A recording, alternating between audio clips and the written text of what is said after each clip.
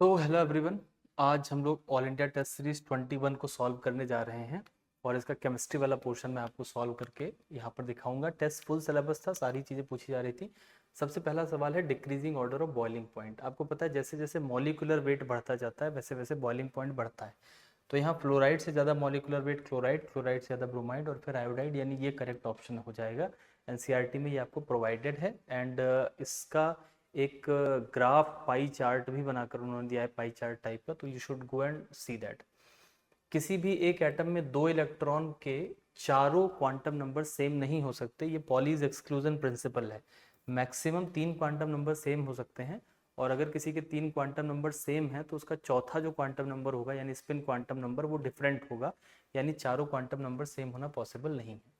Molecularity किसे कहते हैं? It is the number of reacting species taking part in a complex reaction. ये गड़बड़ बात लिखी हुई है, कॉम्प्लेक्स रिएक्शन के लिए नहीं होता है।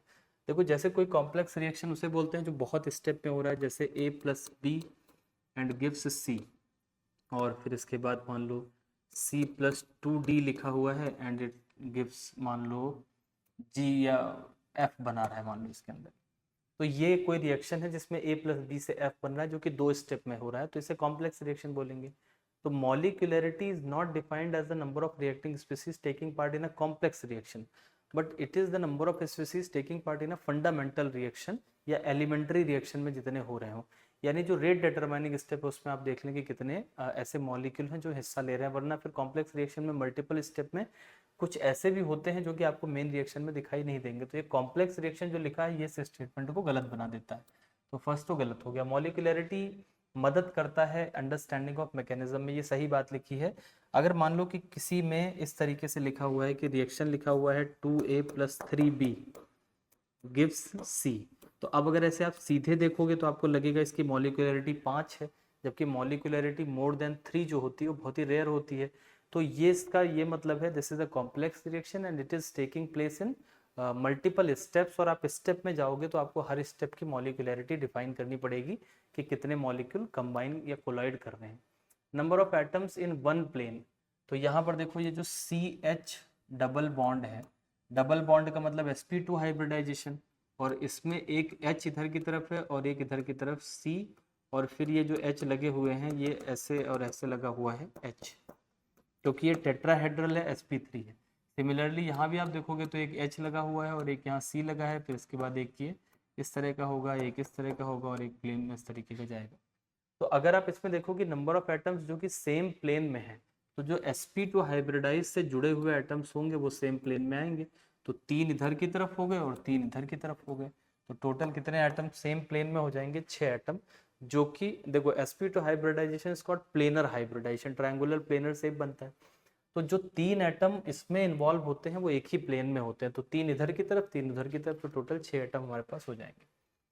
यहाँ पर कहा गया है कि Q है और ये राइट टू लेफ्ट कब जाएगा? राइट टू लेफ्ट का मतलब क्या हुआ? राइट इधर है, लेफ्ट इधर है, तो बैकवर्ड जाने के लिए पूछ रहे हैं। बैकवर्ड कब जाता है रिएक्शन?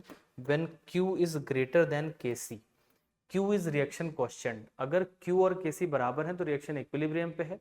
Q अगर कम है तो रिएक्शन फॉरवर्ड जाके Kc तक पहुंचना चाहेगा, और अगर Q उस पार चला गया है तो वो लौट कर आएगा Kc, यानी Q हमेशा Kc को अप्रोच करना चाहता है।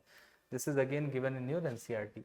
ये थोड़ा धुंधला हो सकता है, आपको दिख रहा हो AlCl3 प्लस X, ये दोनों मिलके यहाँ पर टॉलुइन बना लेंगे, और टॉलुइन बनने के बाद फिर जो अगला रिएक्शन लिखा है that is called Etard reaction, CrO3 in CH3Col twice O H3O plus के साथ। तो ये एटार्ड रिएक्शन में बेंजल्डिहाइड प्रोडक्ट होता है।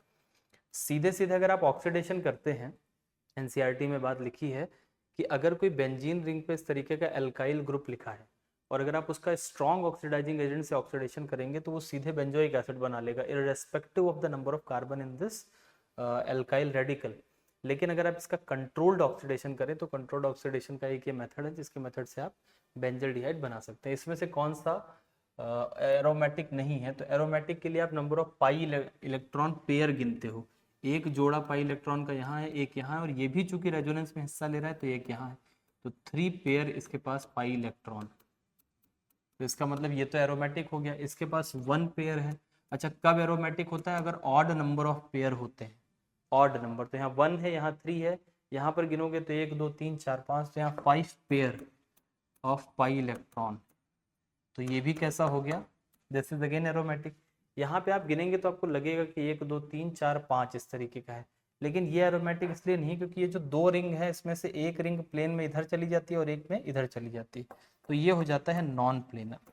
और नॉन प्लेनर कोई भी अगर कंपाउंड है तो उस कंपाउंड के अंदर आपको एरोमेटिसिटी नहीं दिख सकती, क्योंकि एरोमेटिसिटी की पहली ही शर्त ये होती है कि प्लेनर होना चाहिए और साइक्लिक रेजोनेंस होना चाहिए और हकल्स रूल को फॉलो करना चाहिए। तो जो प्लेनर ही नहीं है वो एरोमेटिक नहीं हो सकता है, तो इसका सही जवाब नॉट एरोमेटिक का थर्ड हो जाएगा। इसमें से कौन सा ऑप्टिकल एक्टिविटी शो करेगा, अ very popular example this one. यहाँ पर आप देखो ये बहुत बार पूछा गया है, नीट में भी पूछा गया है। इसके अंदर अगर मैं क्रोमियम को बनाऊं तो क्रोमियम सेंट्रल मेटल है और क्लोरीन जो है इसके साथ एक क्लोरीन यहाँ पर लगा देते हैं, और चूंकि मुझे ये इस तरीके से जोड़ना है ऐसे, और यहाँ ये है ऑक्टाहेड्रल ज्योमेट्री जो कि ये फॉलो करेगा, तो एक क्लोरीन मैं इसका लगा देता हूँ यहाँ पर, तो ये हो गया सिस अरेंजमेंट। अगर ये यहाँ और यहाँ होता तो ट्रांस अरेंजमेंट होता। अब एक ये जो OX लिखा है oxalate, it is a डाइडेंटेट ligand. ये जो ऑक्जेलेट है इसको अभी मैं ऐसे करके लिख देता हूँ कि ये इसके 2 ऑक्सीजन यहाँ पर आके जुड़ जाएंगे और 2 ऑक्सीजन इस तरह से आके जुड़ जाएंगे। तो ये जो बन के तैयार हुआ है इसके अंदर आपको कोई भी प्लेन ऑफ सिमेट्री नहीं मिलेगा, and if there is no plane of symmetry then certainly that compound is going to be optically active, जिसके अंदर प्लेन ऑफ सिमेट्री नहीं होता। और जिनको लग रहा है कि प्लेन ऑफ सिमेट्री सर इस तरीके से ऐसे ड्रॉ कर दीजिए, तो वो इसे 2D समझ रहे हैं। ये 2D नहीं होता है, बल्कि ये चारों इक्वेटोरियल प्लेन में है और जो ये है ये ऊपर और नीचे है, तो मतलब ऑक्टाहेड्रल ज्योमेट्री है, तो इसके अंदर प्लेन ऑफ सिमेट्री नहीं मिलेगा। और ये सिस वाला example is very very popular example, बहुत बार एग्जाम में आ चुका है। यहाँ तो चार्ज नेगेटिव चार्ज बढ़ता है तो साइज बढ़ता है, आइसो इलेक्ट्रॉनिक स्पीसीज है, नेगेटिव चार्ज बढ़ता जा रहा है तो साइज जो है वो बढ़ता चला जाएगा। साइज के लिए पूछा गया है यहाँ पर। a plus B unit of equilibrium constant, तो k लिखेंगे, k will be equal to c divided by a, और यहाँ पर हो जाएगा b। अब सोचो इसका भी यूनिट क्या होगा, मोल पर लीटर, और यहाँ नीचे भी मोल पर लीटर का स्क्वायर हो जाएगा, 2 बार आएगा ना मोल पर लीटर, तो इसका स्क्वायर हो जाएगा, एक इसमें से कट जाएगा, तो ये हो जाएगा 1 मोल पर लीटर। मतलब मोल पर लीटर को उलट दो तो लीटर पर mole will be the correct answer, तो पहला सही जवाब हो जाएगा लीटर पर मोल। 1 मोल पर लीटर इज कॉल्ड लीटर पर मोल। ना बहुत सारे स्टेटमेंट हैं, आपको सही या गलत ढूंढना है, तो पहले तो आप इसको अंडरलाइन कर लें कि भाई करेक्ट की तलाश करने निकले हम लोग, जो जो सही है उससे हम लोग करेक्ट मतलब सही वाले को चूज करेंगे। इसमें सारी बातें कही गई हैं फिनॉल के बारे में, तो फिनॉल को जरा यहाँ पर बना लेते हैं।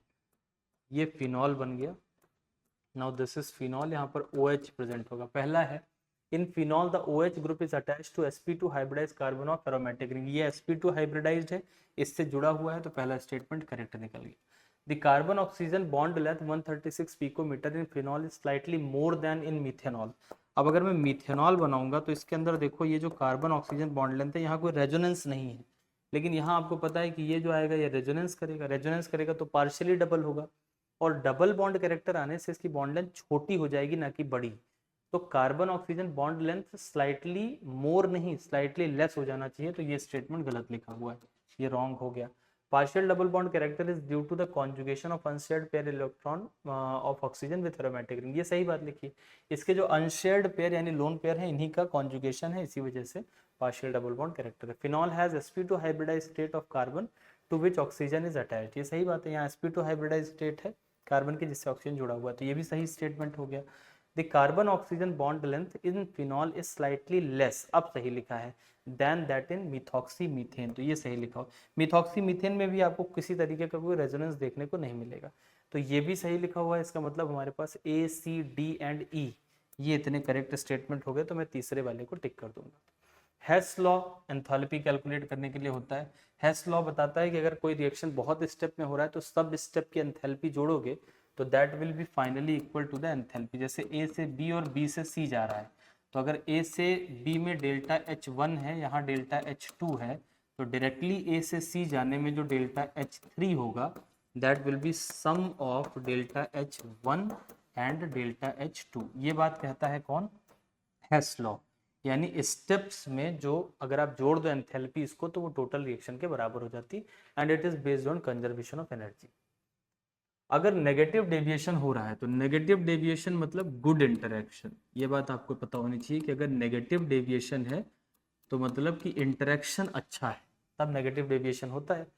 तो A B interaction is stronger than A B B interaction. Strong होगा तो नेगेटिव और पुअर होगा या वीक होगा तो पॉजिटिव डेविएशन देखने को मिलता है।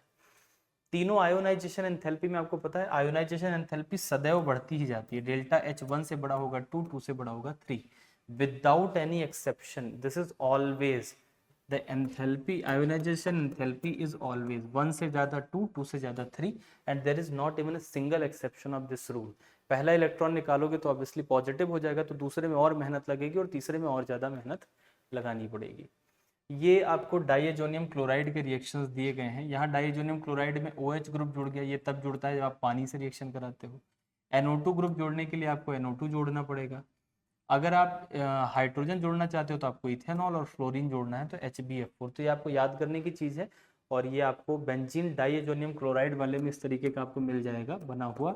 NCERT में आप जाएंगे तो यही सारे रिएक्शन वहाँ पर लिखे भी हैं बेंजीन डाइएजोनियम क्लोराइड। तो these are very simple reactions which are given in NCERT। तो ए के साथ मुझे सेकंड को मैच करना है तो मेरे एक ऑप्शन को मैंने हटा दिया, बी के साथ मुझे फर्स्ट को मैच करना है तो मैंने बाकी ये दो ऑप्शन भी हटा दिए, यानी पहला ऑप्शन क्या होगा, करेक्ट हो जाएगा। सबकी दिया हुआ है ई नॉट, सबका दिया हुआ है और पूछा गया कि कौन OA आ रहे हैं। तो इसके लिए एक मंत्र है जो आपको याद रखना है कि मोर SRP, अर्थात जिसका SRP ज्यादा होगा वह रिड्यूस होगा, दैट विल गेट रिड्यूस्ड। देखो SRP का फुल फॉर्म क्या है, स्टैंडर्ड रिडक्शन पोटेंशियल। तो जिसका रिडक्शन पोटेंशियल ज्यादा वो रिड्यूस होता है और जो रिड्यूस होता है वो एक अच्छा OA होता है। जो खुद रिड्यूस होता है वो एक अच्छा ऑक्सीडाइजिंग एजेंट होता है। तो यहाँ देखो सबसे ज्यादा किसका दिख रहा है मुझे, फ्लोरीन का। तो फ्लोरीन सबसे अच्छा ऑक्सीडाइजिंग एजेंट हो जाएगा, स्ट्रॉन्गेस्ट ऑक्सीडाइजिंग। तो ये तो मुझे फ्लोरीन चाहिए और उसका रिवर्स सोच लो तो I- सबसे स्ट्रॉन्ग रिड्यूसिंग एजेंट हो जाएगा। तो F2 वैसे एक ही ऑप्शन में दिया है, that will be the correct option. एक कंपाउंड है जिसका एम्पायरिकल फॉर्मूला है ये। अब एम्पायरिकल फॉर्मूला में 12 कार्बन का वजन है और 2 हाइड्रोजन का, यानी 14 है टोटल वजन। और कह रहे हैं कि एक इसका जो कंपाउंड बना है वो 42 ग्राम का है। तो मतलब इसके जैसे 3 लगे होंगे, 14 गुणे 3 42 होता है। तो मुझे इसको भी 3 से गुणा करना पड़ेगा, यानी C3 और H2 इंटू 3 कितना हो जाएगा, 6। तो करेक्ट ऑप्शन हो जाएगा फर्स्ट वाला। इस रिएक्शन में कह रहे हैं कि एक कोई रिड्यूसिंग एजेंट आया है जिसने एल्डिहाइड को तो रिड्यूस करके अल्कोहल बना दिया। Now you see this is alcohol, लेकिन डबल बॉन्ड के साथ कोई छेड़छाड़ नहीं करी। Aldehyde is reduced to alcohol but double bond is as such. तो इसका मतलब क्या हुआ, ये ऑक्सीडाइजिंग एजेंट नहीं ले सकता मैं, 1 and 2 दोनों नहीं लगा सकता। H2Ni जो होता है ये डबल बॉन्ड को भी रिड्यूस करता है, डबल बॉन्ड को रिड्यूस करता है। तो ये एक ऐसा रिड्यूसिंग एजेंट है, ये आपने पढ़ा होगा फर्स्ट चैप्टर हाइड्रोकार्बन में कि H2Ni जब हम लेते हैं तो ये डबल बॉन्ड को रिड्यूस करता है। तो एक ही ऑप्शन बचा अपने पास NaBH4, it spares the double bond and it selectively reduces aldehyde into alcohol. Delta G के बारे में बहुत सारी बातें लिखी हैं। पहला लिखा है delta G is negative then the reaction is spontaneous and proceed in forward direction. सही बात है, डेल्टा जी अगर नेगेटिव होता है तो फॉरवर्ड जाता है और स्पॉन्टेनियस होता है। पॉजिटिव है तो रिएक्शन नॉन स्पॉन्टेनियस होगा, ये भी सही बात लिखी है, तो 2 सही हो गई। तीसरा है अगर जीरो है तो रिएक्शन इक्विलिब्रियम पे, ये भी सही लिखा हुआ है। डेल्टा जी बराबर delta H plus T delta S, ये गलत लिखा है, माइनस टी डेल्टा एस होता है। तो delta G is equal to delta H minus T delta S and delta G is the measure of free energy, ये भी सही लिखा है। तो ए बी सी एंड ई बहुत सारे स्टेटमेंट करेक्ट है। ऐसे क्वेश्चन बहुत अच्छे होते हैं, आपको एक सवाल में ही डेल्टा जी के बारे में बहुत कुछ जानने को मिल जाता है, तो ऐसे क्वेश्चन जरूर पढ़ने चाहिए। Now the compound which has one isopropyl group, isopropyl group के लिए यहाँ पर देखो एक कंपाउंड लिखा है 2 मिथाइल पेंटेन। तो ये 5 कार्बन हो गया, ये पेंटेन और ये C हो गया। Now what is isopropyl group, ये जो ग्रुप है ना इस ग्रुप को बोलते हैं आइसोप्रोपाइल। ये है आइसोप्रोपाइल रेडिकल या आइसोप्रोपाइल ग्रुप। तो अगर किसी के सेकंड लास्ट कार्बन पे एक मिथाइल ग्रुप लगा हो तो that is similar to isopropyl. तो 2 मिथाइल पेंटेन इसमें करेक्ट आंसर हो जाएगा फॉर एन आइसोप्रोपाइल ग्रुप। इसका IUPAC नेम लिखना है तो आपको पता है ये एनिलीन का डेरिवेटिव है, तो यहाँ 1 नंबर देंगे, यहाँ 2 नंबर, यहाँ 3 और यहाँ 4। तो 3 और 4 पे क्लोरो लगा हुआ है तो 3,4 डाई क्लोरो और NN डाई मिथाइल एनिलीन इसका नाम हो जाएगा। क्योंकि N पर मिथाइल लगा हुआ है तो नाम हो जाएगा NN डाई मिथाइल एनिलीन और 3 और 4 पर क्लोरो लगा हुआ है। इसमें से कौन सा ऑक्टेट को फॉलो कर रहा है, तो फॉलो ये कर रहा है। CCl4 में कार्बन जो है इसके पास 4 इलेक्ट्रॉन होते हैं और क्लोरीन से भी 4 इलेक्ट्रॉन ले लेगा ये, तो टोटल इसके पास कितने इलेक्ट्रॉन हो जाएंगे, टोटल इलेक्ट्रॉन की संख्या 8 हो जाएगी। और जिसके पास टोटल 8 इलेक्ट्रॉन होते हैं हम कहते हैं कि वो ऑक्टेट को फॉलो कर रहा है, तो CCl4 फॉलो कर रहा है। ये इलेक्ट्रॉन डेफिशिएंट है और ये दोनों जो हैं ये दोनों ऑड इलेक्ट्रॉन मॉलिक्यूल है, तो ऑड इलेक्ट्रॉन मॉलिक्यूल ऑक्टेट को फॉलो नहीं करते and this one is electron deficient, तो ये भी इलेक्ट्रॉन ये ऑक्टेट रूल को फॉलो नहीं करता है। असर्शन है बामर सीरीज के लिए द वैल्यू ऑफ N1 बराबर 2 और N2 बराबर 3, 4, 5। बामर सीरीज क्या होती है, जब इलेक्ट्रॉन सेकंड पर आए, अगर n बराबर 1 पे आ रहा है तो that is called Lyman series, और अगर n बराबर 2 पे आ रहा है इलेक्ट्रॉन तो that is called Balmer series. Balmer या विजिबल रेंज की इसमें आपको वेवलेंथ मिलेगी। अच्छा 2 में आएगा कहाँ से, 3 से आएगा, 4 से आएगा, इस तरीके से सिस्टम चलता है, 4 से 2 पे आएगा, तो 3, 4, 5 से आएगा, 2 पे आएगा, सही लिखा हुआ है। The value of n for a line in बामर series of hydrogen spectrum having the highest wavelength.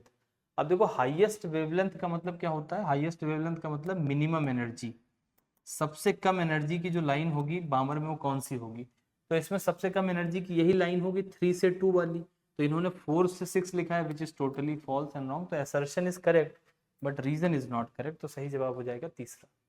Resonance pi electron का डीलोकलाइजेशन होता है। आप जानते हैं अगर कोई भी रेजोनेंस आप देखें तो उसके अंदर आपको क्या देखने को मिलता है, you will see that pi electrons are delocalised, let us say this is OH, you will see it here, ये यहाँ जाएगा और ये जो पाई इलेक्ट्रॉन्स हैं they will move to this, then after ये और आगे मूव करेगा, तो resonance is basically the movement of pi electrons.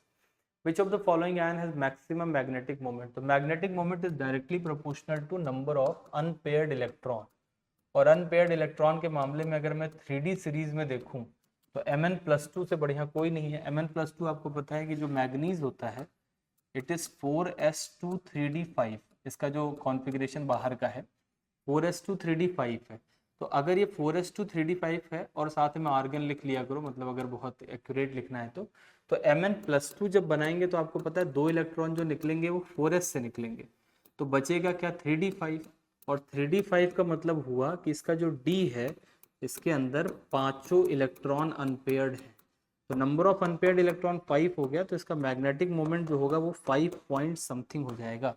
तो इन सब में यानी जो 3D एलिमेंट्स है इसमें सबसे ज्यादा आपको Mn+2 में देखने को मिलेगा। Fe+3 होता तो इनका दोनों का बराबर हो जाता, क्योंकि उसमें भी अनपेयर्ड इलेक्ट्रॉन 5 हो जाते। अगर आप डाई मिथाइल ईथर बना रहे हो तो डाई मिथाइल ईथर का मतलब CH3O CH3। अब देखो विलियमसन ईथर सिंथेसिस के अंदर SN1 भी चल सकता है, SN2 भी चल सकता है, लेकिन अगर आप ऐसा ईथर बना रहे हो जिसमें ये बहुत छोटे छोटे ग्रुप्स हैं तो छोटे ग्रुप वाला SN2 को फॉलो करेगा, क्योंकि SN2 स्टेरिक हिंडरेंस कम को फॉलो करता है, और SN1 चाहता है जितना घना हो उतना बढ़िया है। रीजन है क्योंकि SN1 में क्या देखा जाता है, स्टेबल कार्बोकैटायन। कार्बोकैटायन तब स्टेबल होगा जब बहुत सारे C लगे हुए हो यहाँ पर, जैसे अगर मान लो मैं यहाँ पर इस तरीके का बनाना चाहूँ कोई ये, तो अब ये ना ये SN1 को फॉलो कर सकता है, this would be following SN1, but ये जो है ये SN2 को फॉलो करेगा, तो less steric hindrance is SN2 favoured by, SN2 is favoured by less steric hindrance. जितना कम स्टेरिक हिंडरेंस होगा उतना ज्यादा ये फॉलो करेगा इस चीज को। बॉन्ड एनर्जी का ऑर्डर आपको पता है कि जब आप ब्रोमीन, क्लोरीन और ऊपर लिखता हूं मैं, और आयोडीन, जब आप नीचे की तरफ जा रहे हैं तो क्या हो रहा है, साइज बढ़ रहा है, साइज बढ़ेगा तो क्या होगा, बॉन्ड लेंथ बढ़ेगी।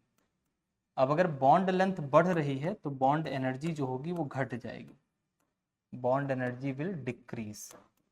तो फिर बॉन्ड एनर्जी का ऑर्डर क्या हो जाएगा, इन सब में सबसे ज्यादा Cl2 का, फिर Br2 का, फिर I2 का। अच्छा ये जो नियम मैं बता रहा हूँ इस हिसाब से तो F2 का सबसे ज्यादा होना चाहिए, लेकिन ये नहीं होता है, F2 का सबसे ज्यादा नहीं होता है इसमें, because of the repulsion of electron in small size ये दो लोगों के पीछे आ जाता है। तो एक ऑर्डर है जो कि नीट ने बहुत बार पूछा है, वो ये है कि Cl2 then after Br2 then आता है F2 एंड देन आफ्टर आता है I2। This is a very popular order which has been asked many a times, तो आपको इसमें फ्लोरीन को भी इन्वॉल्व करना सोचना चाहिए। बहुत सारे स्टेटमेंट हैं, सबसे पहले अंडरलाइन करें क्या खोज रहे हैं, तो हम गलत की तलाश में हैं। Both enthalpy and entropy determine the direction of spontaneous change. सही बात है।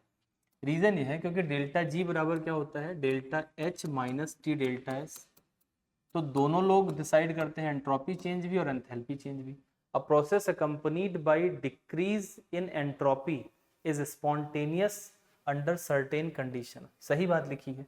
हो सकता है किसी में एंट्रोपी कम हो रही हो, यानी डेल्टा एस नेगेटिव हो, ये नेगेटिव होगा तो ये चीज पॉजिटिव हो जाएगी, लेकिन अगर उसका डेल्टा एच सफिशिएंटली नेगेटिव है तो प्रोसेस स्पॉन्टेनियस हो जाएगा, यानी ये सही लिखा हुआ है। एंट्रोपी परफेक्टली क्रिस्टलाइन, ये थर्ड लॉ ऑफ थर्मोडायनेमिक्स से एब्सोल्युटली जीरो होता है, ये भी सी सही लिखा हुआ है। A process that leads to increase in free energy will be spontaneous. तो जिसमें फ्री एनर्जी बढ़ रही हो, leads to increase in free energy will be spontaneous, तो ये बात तो गलत लिखी है। जिसमें फ्री एनर्जी कम हो रही हो यानी डेल्टा जी नेगेटिव हो वो स्पॉन्टेनियस होता है, ये उल्टा लिख दिया है।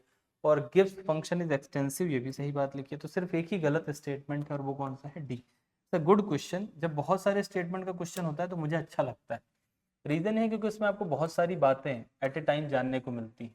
तो question when a question becomes a source of revision, कि आप उसी के माध्यम से रिवाइज भी कर सको, तो बहुत बढ़िया बात है। तो अच्छी बात है कि सवाल भी कर रहे हैं और कई सारे कॉन्सेप्ट या कई सारी लाइनें एक साथ आ जाती हैं। डिसोसिएशन कांस्टेंट का मतलब Kb आपको दे रखा है और कॉन्सेंट्रेशन कितना दे रखा है, C, और आपसे कहा गया है कि इसमें हाइड्रोक्सिल आयन का कॉन्सेंट्रेशन बताएं। तो OH माइनस का कॉन्सेंट्रेशन क्या होता है वीक एसिड के लिए, under root of Kb into C. यहाँ पर अंडर रूट लिखोगे, Kb का वैल्यू है 10⁻⁻12, C का है 10⁻², ये 10⁻14 हो जाएगा, अंडर रूट लोगे तो 10⁻7 आ जाएगा, तो सही जवाब हो जाएगा 7। ट्रांजिशन मेटल की हाई एंथैल्पी ऑफ एटमाइजेशन होता है, लिखा हुआ है ये बात आपके एनसीईआरटी में डी ब्लॉक में पढ़ोगे तो इनका एंथैल्पी ऑफ एटमाइजेशन ज्यादा होता है। कारण क्या है, क्योंकि इनके अंदर large number of balance electrons होते हैं, तो मेटेलिक बॉन्डिंग बहुत स्ट्रांग होती है। तो रीजन भी बढ़िया है और ये भी है, जितने ज्यादा बैलेंस इलेक्ट्रॉन होंगे मेटेलिक बॉन्डिंग उतनी ज्यादा और एटमाइजेशन में उतनी ही ज्यादा एनर्जी खर्च करनी पड़ेगी। एल्कलाइन KMnO4 से ऑक्सीडाइज कर रहे हैं, तो अगर देखो ब्यूटेन 2 ऑल होगा, 2 मतलब यहाँ पे OH, तो it is a 2 degree alcohol, secondary alcohol है। और जो 2 डिग्री अल्कोहल होता है वो ऑक्सीडाइज होके क्या बनता है, कीटोन। जो 1 डिग्री अल्कोहल होता है वो एल्डिहाइड बनता है और 2 डिग्री अल्कोहल कीटोन बनता है और 3 डिग्री अल्कोहल नॉर्मल परिस्थितियों में ऑक्सीडाइज नहीं होता है। तो इसके लिए मेरा सही जवाब हो जाएगा ब्यूटेन 2 ऑल। O2 O-2 में एंटी बॉन्डिंग इलेक्ट्रॉन पूछे गए हैं, तो इसका एक तरीका है, मैं आपको बताता हूँ। O2 O2- और O2-2, पहले इनके अंदर इलेक्ट्रॉन लिख लेते हैं कि किसके किसके अंदर कितने हैं। तो 8 और 8 16 इलेक्ट्रॉन, यहाँ पर 17 इलेक्ट्रॉन और यहाँ पर है 18 इलेक्ट्रॉन। अब एक बात को समझो, 14 से लेकर मतलब पहले तो 8 से लेकर 14 और 14 से लेकर 20, इसमें दो बातें आप याद कर लो।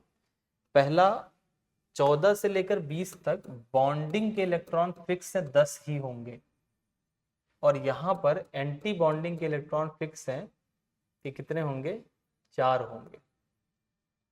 ये आपको याद रखना है, 14 से 20 तक बॉन्डिंग फिक्स है और यहाँ पे एंटी बॉन्डिंग फिक्स है। अब देखो ये सारे 14 से पार वाले हैं, तो इसमें बॉन्डिंग फिक्स है कि 10 होगा। अब सोचो अगर बॉन्डिंग इसमें 10 है तो इसमें एंटी बॉन्डिंग बाकी के, जैसे देखो इसमें ये फिक्स हो गया कि जितने बॉन्डिंग है वो तो 10-10 ही होंगे इनके अंदर, तो बाकी जो बचे वो एंटी बॉन्डिंग ही होंगे। तो यहाँ पर एंटी बॉन्डिंग 6, यहाँ पर 7, यहाँ पर 8। तो मेरा सही जवाब हो जाएगा O2- के अंदर 7, यानी पहले वाले के अंदर 7, फिर 6, फिर 8, यानी करेक्ट फर्स्ट ऑप्शन हो जाएगा। वो दोनों बातें याद रखना, बॉन्डिंग 10 फिक्स है कहाँ, 14 से 20 इलेक्ट्रॉन में, और 8 से 14 में एंटी बॉन्डिंग 4 फिक्स है। इनमें से कौन सा कॉम्प्लेक्स sp3d2 हाइब्रिडाइजेशन, इसके लिए कम से कम भाई 6 लोग तो होने चाहिए, मतलब कोऑर्डिनेशन नंबर 6 होना चाहिए, तभी यह हाइब्रिडाइजेशन आता है। तो अगर कोऑर्डिनेशन नंबर 6 नहीं है तो ये तो बाहर हो गए लाइन से। अब sp3d2 इस वर्ड का मतलब क्या है, इसका मतलब आउटर ऑर्बिटल कॉम्प्लेक्स बनना चाहिए, it should be a outer orbital complex. और आउटर ऑर्बिटल कॉम्प्लेक्स कौन बनाते हैं, वीक फील्ड लिगेंड बनाते हैं। अच्छा एक और खास बात है, इनर ऑर्बिटल कॉम्प्लेक्स स्ट्रॉन्ग बनाते हैं, उस केस में D2sp3 बनता है। तो मुझे वीक फील्ड लिगेंड को चूज करना है, तो मैं तीसरे में, fluorine is a weak field ligand, बाकी स्ट्रॉन्ग फील्ड लिगेंड दिख रहे हैं। बैटरी क्या करती है, केमिकल एनर्जी को इलेक्ट्रिकल एनर्जी बनती है। थ्योरी का सवाल है, सिंपल, केमिकल को इलेक्ट्रिकल में बदलते हैं। इसके अंदर पूछा गया है कि कार्बन का कितना है। मान लेते हैं कार्बन का x है, इसका हो जाएगा +2, अकेले का +1 होता है, 2 का +2, इसका -2 हो जाएगा, दो लोगों को बराबर 0 लिखोगे तो x बराबर कितना आ जाएगा 0, तो oxidation number will be 0। Addition of HCl on 1-butene always forms racemic mixture while it is not so in case of addition of HBr on 1-butene। क्यों नहीं होगा? एडिशन ऑफ HCl ऑन 1-ब्यूटीन, तो ये 1-ब्यूटीन मैं इस तरीके से बनाऊंगा, 4 कार्बन है, ये 1-ब्यूटीन हो गया। अब इसमें अगर हम ऐड करते हैं तो कह रहे हैं रेसिमिक मिक्सचर बनेगा, तो कार्बोकैटायन मैकेनिज्म है, तो कार्बोकैटायन मैकेनिज्म अगर है तो ये यहाँ पर आकर कार्बोकैटायन बनाएगा, और अगर कार्बोकैटायन बन रहा है तो इसका मतलब ये है कि इसके अंदर रेसिमिक मिक्सचर बनेगा। तो ये तो बात यहाँ तक सही लिखी। While it is not so in case of addition of HBr, HBr के एडिशन में ऐसा नहीं है। एक हद तक ये बात सही इसलिए मानी जा सकती है क्योंकि HBr के केस में अगर आपने पेरोक्साइड लगा दिया तो फिर आपको पता है मैकेनिज्म बदल जाएगा, एंटी मार्कोनिकॉफ दुनियादारी चलने लगेगी।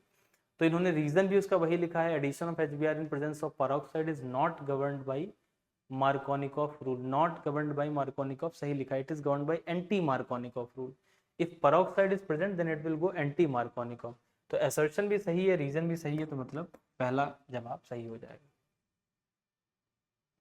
ये जो लिखा हुआ है इसमें इसको ऑक्सीडाइज किया गया है तो ये बना COOH, और इसके बाद ये बहुत ही पॉपुलर रिएक्शन है, ऑक्सीडेशन करते हैं आइसोप्रोपाइल बेंजीन का, इसमें एक एसीटोन बनता है और एक फिनॉल बनता है। फिनॉल के प्रिपरेशन में इट इज गिवन, यहाँ पर देखो ये जो है ये C डबल बॉन्ड O यहाँ पर लग जाएगा और इस जगह पे ये कंपाउंड बाहर हो जाएगा और यहाँ पर OH लग जाता है फिनॉल। तो it's a very popular reaction given in NCERT, आपको इसको बिल्कुल याद रखना है, कई बार पूछा भी गया है। विटामिन B6 गड़बड़ करोगे तो कन्वर्जन्स आ जाएंगे, झटके आ जाएंगे। विटामिन K क्लॉटिंग का काम करता है तो क्लॉटिंग डिलेड हो जाएगी। विटामिन D जो है वो फैट सॉल्युबल है, और विटामिन A जो है उससे जीरोप्थैलेमिया होता है, यानी कि आंखों में आंसू की कमी हो जाती है, सूखी आंखें हो जाती है। दूसरी बात A, D, E और K ये तीनों ही फैट सॉल्युबल हैं, तो K को भी यहाँ मिला सकते हैं फैट सॉल्युबल से, D को मिलाया ही मिलाया है, A को भी मिला सकते हैं फैट सॉल्युबल से। तो ये टोटल हमने मिला लिया, तो B6 वाले में सिर्फ A में सिर्फ थर्ड होना चाहिए, तो मेरे पास ये ऑप्शन चले गए 2। अब A में थर्ड होना चाहिए सिर्फ, ये तो सही है। फिर B वाले में फर्स्ट फोर्थ दोनों में दिया। C को मैं देख लेता हूँ, तो C इज विटामिन D, उसके साथ सिर्फ फर्स्ट ही मिला सकते हैं, और तो कोई इसके साथ मिला नहीं सकते, तो C के पास फर्स्ट और D के साथ फर्स्ट एंड सेकंड दोनों ही मिलाया जाएगा, तो करेक्ट हो जाएगा मेरा सेकंड ऑप्शन इसके साथ। ये बात आप याद रखें कि फैट सॉल्युबल कौन से हैं, फैट सॉल्युबल ADEK। अच्छा, जो वाटर सॉल्युबल होते हैं वो वॉश आउट हो जाते हैं बॉडी से यूरिन के थ्रू, तो इसीलिए उनका सप्लीमेंट देना पड़ता है। तो आपने ज़्यादा पॉपुलर देखा होगा विटामिन B और C का सप्लीमेंट, लिमसी है, या विटामिन B कॉम्प्लेक्स बहुत लोग खाते हैं।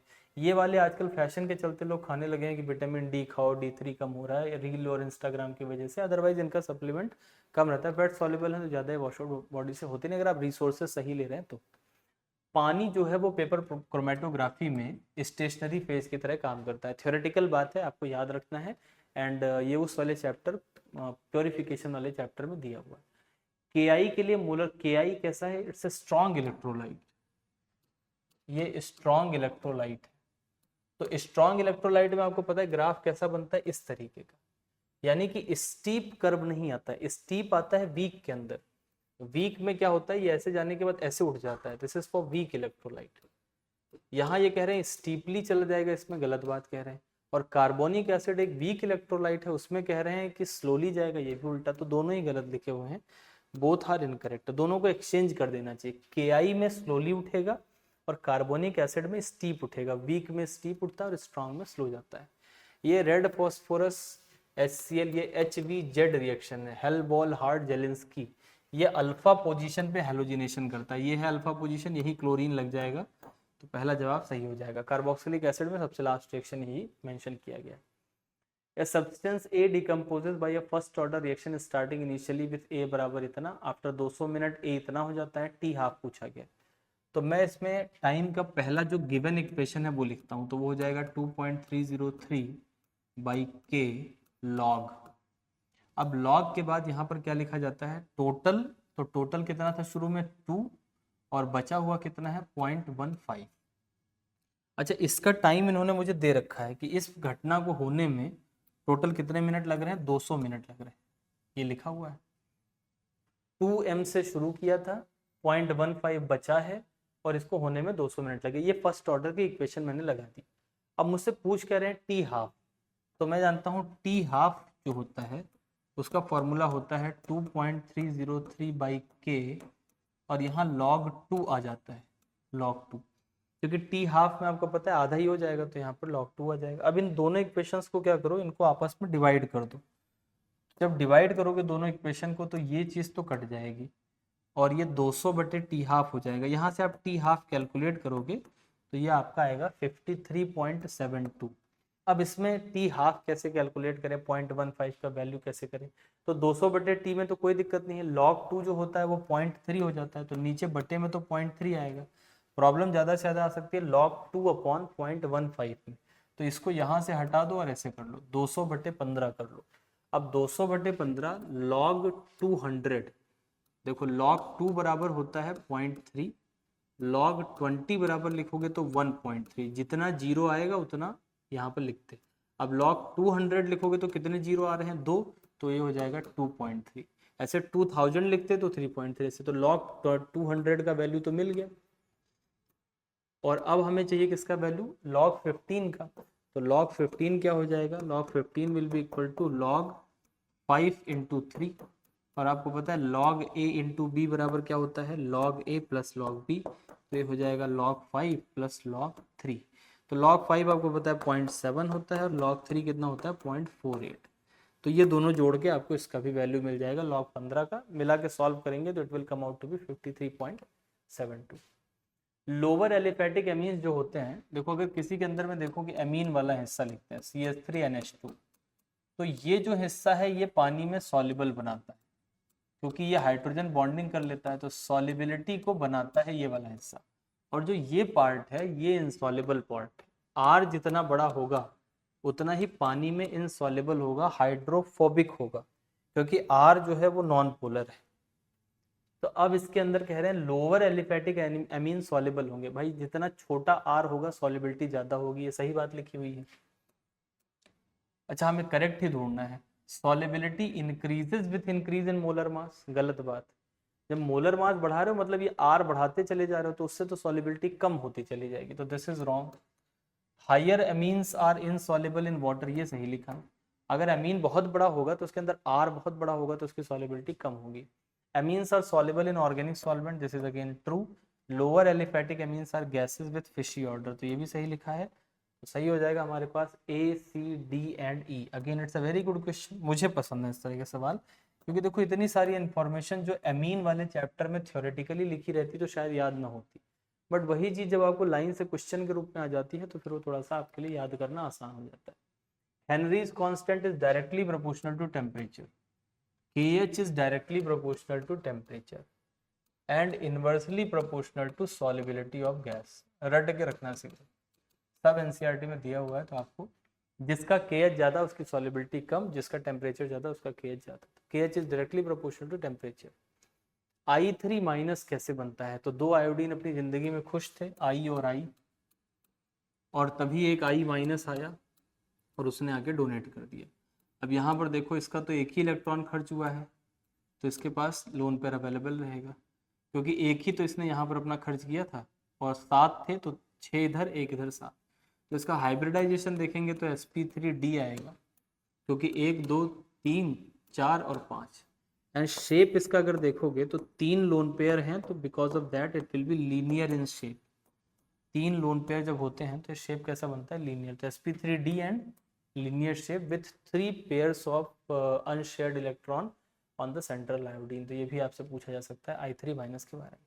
तो this was all about this paper. I would say कि इजी पेपर है, या अब आपको भी थोड़ा थोड़ा इजी लगना, क्योंकि बहुत सारी चीज़ें रेपिटेटिव आ रही हैं, तो जो चीज़ बार बार उसी चैप्टर से पूछ रही है, कुछ चैप्टर आपने बीच में तैयार करे होंगे। तो this was all about your paper number 21। अगले पेपर में फिर मिलते हैं, तो तब पढ़ाई करते रहें। All the best.